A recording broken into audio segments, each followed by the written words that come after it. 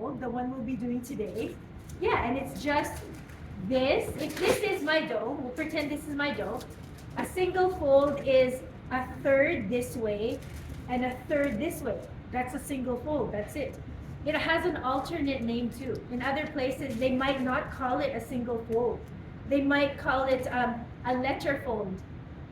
A letter fold, because you know when you get a letter, this is how it's like, oh, but you fold the letter like this, right?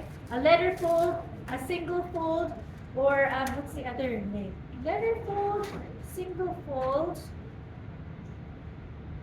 It'll come to me. But also this one fold, so this is one letter fold, right? One single fold. Can also be called a turn. The terminology could be turn. So fold and turn, the same thing. So I'll ask you, how many turns do you have left? I have 2 single turns, chef, right? Or I got a letter turn. I will use turn or fold. I usually use single. Oh, 3 fold. Yeah, that's the other name. So letter fold makes sense, right? You read a letter. Single fold or 3 fold. It's called a 3 fold because it creates 3 layers. 1, 2, 3 layers. That's why it's called a letter or 3 fold or single fold, single turn. The other one is a book fold or a double fold or a 4 fold. Sorry, 4 fold, book fold, 4 fold, book fold. Double, yeah, double fold. It's called double fold. We're not doing that today, but I'll show you. We'll be doing it tomorrow on our croissant and dating. Yeah, just like that. It's like a book. So book fold is that 2 edges meet up at the center, and then you fold it. It's like a book. It's called a 4 fold. Sorry, I'm messing you guys up. A 4 fold because look how many layers it creates. 1, 2, 3, 4.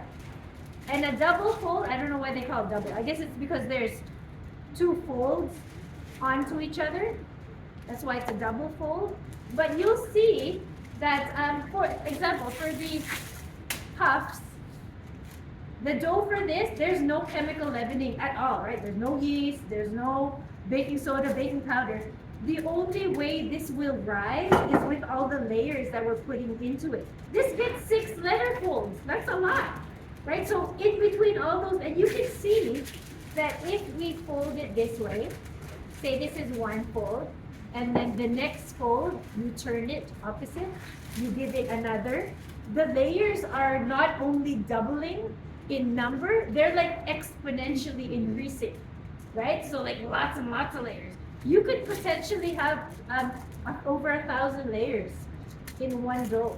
Let's say we gave this 4 book folds like this. So 1 book fold creates